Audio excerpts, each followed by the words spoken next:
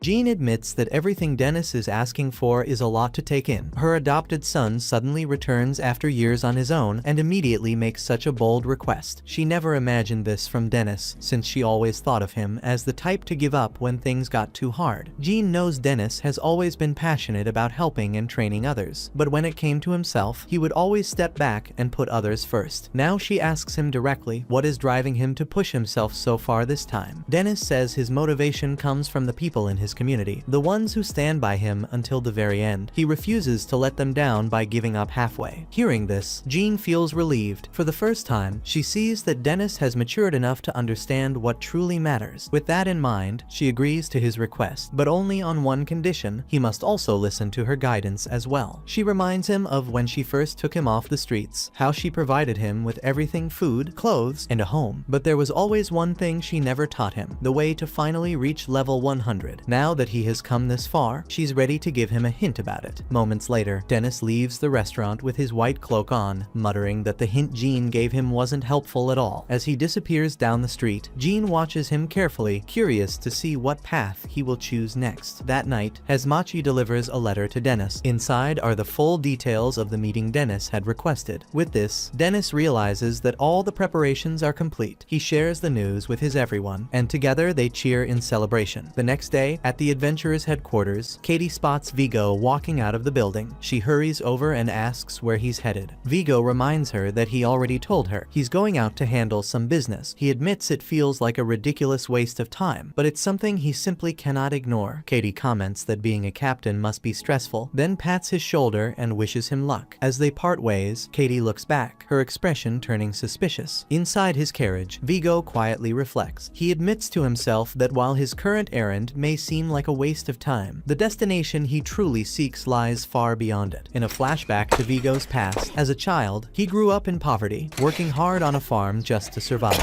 Everyone pitied him because of his circumstances. His father had died from illness. His mother had abandoned them after falling for another man. And on top of that, his younger brother suffered from a crippling lung disease. Among those who showed pity was a noblewoman who always brought meals for Vigo and his brother. She, like many others, felt sorry for the two of them. Then, as the noblewoman walks away, Vigo smirks at his younger brother, saying he's glad he was around, because it's always thanks to him that he gets to trick the nobles into acting like philanthropists. One day, after a long day of farm work, the brothers were walking home when the noblewoman's son's dog began barking aggressively at Vigo. What everyone found strange was that the dog ignored his younger brother entirely and focused only on Vigo. The dog's hostile barking enraged him so much that he eventually snapped. That night, Vigo killed the dog. His brother tried desperately to stop him, but Vigo didn't hold back. He kept smashing the dog with his hoe, but he then turned back to his brother, shouting that the dog ate better meals than they ever did. The next morning, the noblewoman's butler discovered a bloodied hoe in the incinerator and rushed to report it to his mistress. Suspicious, the noblewoman was determined to uncover who killed the dog. Convinced the hoe was the weapon, she confronted Vigo directly. Vigo denied everything, claiming he must have forgotten to take the hoe home last night and that perhaps someone else had picked it up and killed the dog. Surprisingly, the noblewoman believed his excuse, but the butler wasn't convinced. He pointed out the bloodstains on Vigo's brother's shirt and grabbed him roughly, accusing him of the crime. Vigo gritted his teeth in frustration. He knew those stains had only gotten there because his brother hugged the dog's body after it was killed, unwilling to let his brother take the blame for his actions. Vigo suddenly kicked the butler in the side and confessed that he was the one who had killed the dog. The noblewoman froze in shock, dropping the hoe from her hands, before telling Vigo that he would have to be punished. Later that night, Vigo's brother lay awake, struggling to breathe from his coughing fits. Just then, Vigo returned home from his punishment. His brother rushed to greet him, but when he saw Vigo's body, he realized something had changed. In Vigo's eyes was a hardened, unwavering hatred that hadn't been there before. That very same night, consumed by rage, Vigo set fire to the noblewoman's mansion, burning all her possessions to the ground. Fortunately, everyone managed to evacuate in time. From a distance, Vigo watched the flames with pride. He declared that now he had taken everything from them. They would finally be forced to climb down from their high horse, because now they were all the same. Vigo's younger brother could already see that something inside him was changing. Uneasy, he slowly backed away. Vigo turned to tell him they needed to leave, but when he looked back, his brother was already gone. Vigo simply smiled, realizing that his path was one he would have to walk alone. From that day forward, Vigo trained every single day with a wooden sword until the skin on his palms was raw and sore. Eventually, he decided to test his strength by challenging a group of adventurers, and he defeated them easily without breaking a sweat. Not long after, Vigo joined the Silver Fang troop and was welcomed by their captain, Gadius. At that time, Vigo's level was already over 80, making him the strongest member after Gadius himself. Impressed, Gadius placed high hopes on him. Vigo quickly proved his worth by defeating goblins single-handedly while his comrades completed missions. One day, after Vigo had just wiped out a wave of monsters and the troop was resting, Gadius approached him. He asked Vigo to speak with him privately. Once alone, Gadius questioned why Vigo always chose to fight alone. He explained that working together with his party members would make things much easier. Vigo coldly replied that there was no point in defeating monsters if it was easy. Hearing this, Gadius realized that Vigo must be aiming for level 100. He decided to give him some advice. Parties don't exist simply to help raise one's level. But before he could continue, a giant cave dragon appeared behind them. Gadius didn't panic, explaining that this particular dragon was timid and wouldn't attack unless provoked. Instead of backing down, Vigo deliberately used a magic-imbued knife to wound the dragon. The injury sent the beast into a berserk mode. Gadius turned to question Vigo about what he had done, but Vigo was nowhere to be seen. When Gadius faced the dragon again, the creature immediately devoured him. The next day at the guild, the troop was devastated, mourning the loss of their captain who had been killed by the cave dragon. With Gadius gone, they turned to Vigo, the strongest among them, and asked him to become their new leader. Vigo accepted the role with an evil smirk, saying it would be an honor. However, it wasn't long before the troop grew tired of Vigo's ruthless leadership. One by one, the members abandoned the group. Vigo began recruiting more capable adventurers instead, declaring that the era of the Silver Fang troop was over. He renamed them the Silver Wing Battalion. Back in the present, Vigo's carriage driver announced that they had arrived at their destination. Vigo stepped out and entered a luxurious hotel. After knocking on one of the inner doors, he bowed respectfully and greeted Lord Joseph, saying he was honored to be invited there today. Vigo walks over to the curtains and shuts them all tightly, saying he can't risk being seen dining with the others. He even adds that, as requested, he has reserved the entire hotel. Joseph says that is very meticulous of him. As they eat, Vigo reports to Joseph that, as promised, Dennis's restaurant has been burned down. He commends Hopper, leader of the Night Mist troupe, for doing an excellent job. Vigo goes on, saying that even if he is suspected of giving the order, they already have the highest-ranking judge in the palm of their hand. Hearing this, Joseph smirks. If everything continues according to plan, their futures are secured, but Joseph isn't planning to stop there. Now that he has gathered influence from the legal, military, and political sides, he plans on ruling the kingdom from the shadows. They raise their glasses in a toast, and Joseph acknowledges that it is Dennis who brought them all together in the first place. Just then,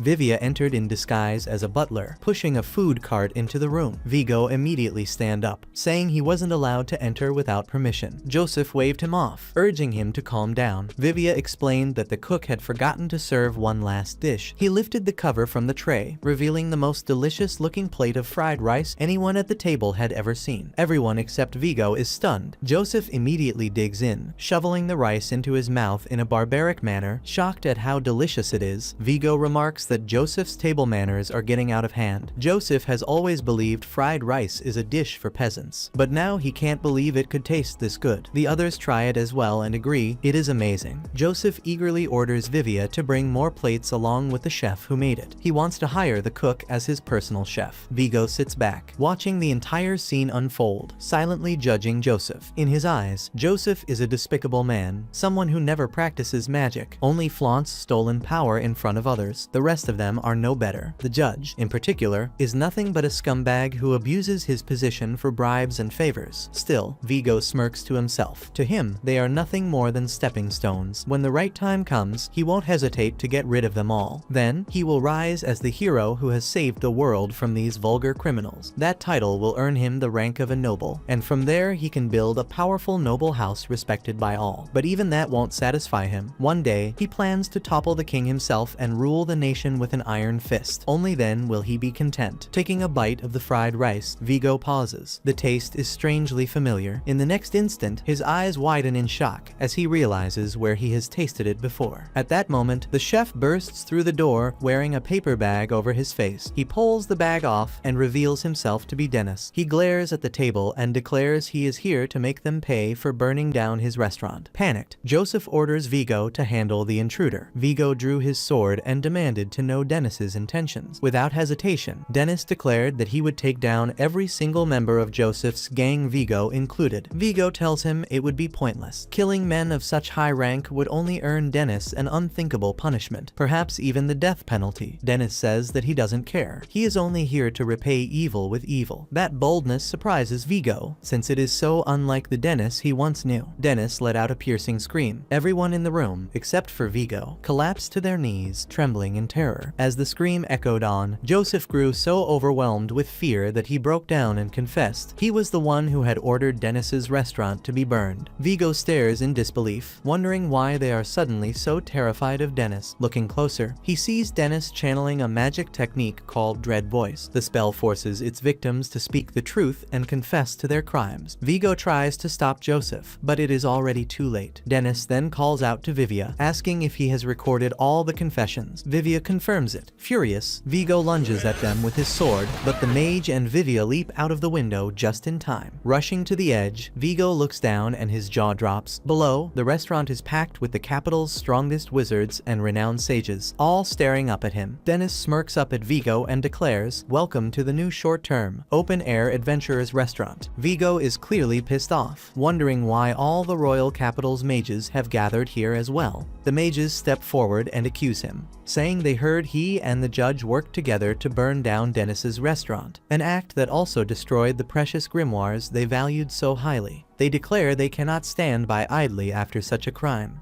Dennis then speaks up, reminding Vigo that the laws of this nation are upheld by its mages and sages. That means they will be the ones to judge his case. Sestovich takes the lead, and after careful deliberation, the mages declare Vigo guilty. They then expose and dismantle his corrupt allies. Vigo seethes, furious that his plans have collapsed before his eyes. Dennis, on the other hand, mocks him, saying it serves him right. Tension spikes between the two, and it becomes clear that they're about to clash in an all-out battle. Both draw their magical weapons, and the fight erupts. Their skills appear evenly matched, though Vigo seems to be pushing slightly ahead. In the middle of the battle, the story flashes back to the day Dennis and Vigo first met. Katie introduces Dennis to Vigo. The moment he laid eyes on him, Vigo used his appraised skill and discovered Dennis's greatest ability, cooking. Vigo sneered that Dennis was nothing more than a chef. Dennis took offense, ready to lash back, but Katie stepped in quickly to calm them down. She told Vigo that Dennis's cooking was incredible,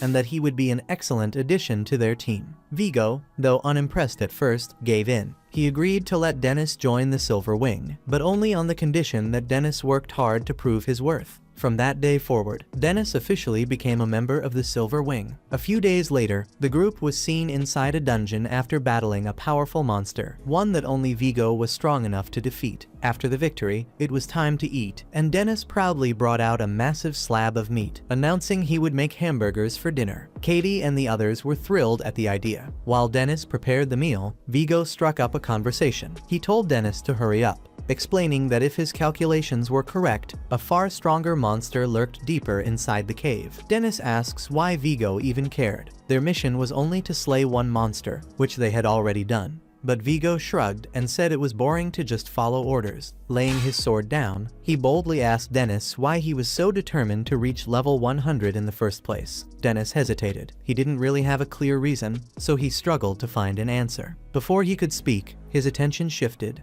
The meat was beginning to burn. Soon enough, the meal was ready, and everyone eagerly dug in. Katie, in particular, seemed delighted. Seeing them enjoy his food filled Dennis with joy. Even Vigo was handed a plate. After tasting the meal, he shockingly admitted it was delicious. Katie returned for seconds, and as Dennis dished out more food, she sincerely thanked him. She told Dennis it was because of him that the Silver Wing had been doing so well. Dennis was confused by her words, but Katie explained. The potions he had been secretly brewing and supplying had been a massive help to the group. Even Vigo, though too nonchalant to say it outright, was grateful as well. Dennis's kindness went beyond just cooking or potions. When one of their members was fired for slacking off, Dennis stopped him before he left, handing him a small bundle of rice balls to cheer him up. He wished him good luck on his next path in life, a gesture so simple yet so genuine that it left an impression on everyone around him. A couple weeks later, Dennis, Vigo, and Katie stand before the nobles to apologize after the Silver Wing fails one of their quests. Surprisingly, the nobles aren't upset. Instead, they mock the trio, joking that it would have been more entertaining if one of them had actually died. Vigo bristles with rage at the insult, ready to unleash his magic on the arrogant nobles. But before he can act, Dennis quickly steps in and calms him down. That evening, back at the diner, Vigo can't hide his frustration. He slams his fist on the table, furious that the nobles show their party no respect. He swears that one day he'll make them pay and grovel at his feet. Dennis, however, doesn't seem to care in the slightest. Instead, he casually bites into his fried chicken, more focused on eating than on revenge. The scene then shifts back to the present, where Dennis and Vigo's brutal battle rages on. This time, Vigo completely overpowers Dennis, using his destruction skill to shatter Dennis's kitchen knives in one devastating strike. Dennis stares in disbelief. He quickly creates distance, realizing that if he takes another blow like that head-on, he'll be killed instantly. Determined,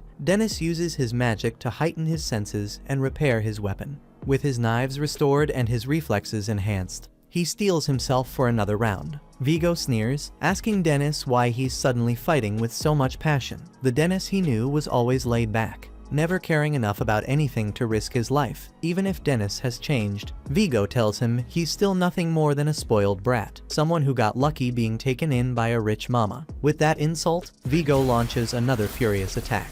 Dennis manages to dodge, but the relentless flurry of strikes is quickly wearing him down. Knowing he can't last much longer, Dennis makes a move. He casts a spell that creates a thick smoke screen, obscuring Vigo's vision. Vigo swings his sword wildly through the haze, shouting that he had the wrong impression of Dennis all along. Then, after the smoke clears up, the two continue their back and forth exchange, their blades clashing with ferocious intensity. From the sidelines, Henrietta and the others watch in awe. This is what a battle between two warriors at level 99 looks like, and they're amazed to see Dennis holding his own against Vigo. But while they're impressed, Aetlier wears a look of deep concern. She can't help but wonder, what will happen if Dennis loses? The fight takes a grim turn when Dennis suffers a devastating blow, sending him flying through the air, with his sense enhancement still active. Time seems to slow down around him. Mid-flight, he begins to reflect. He knows he has to recover before he hits the ground, but even if he does, what then? Vigo is a relentless monster.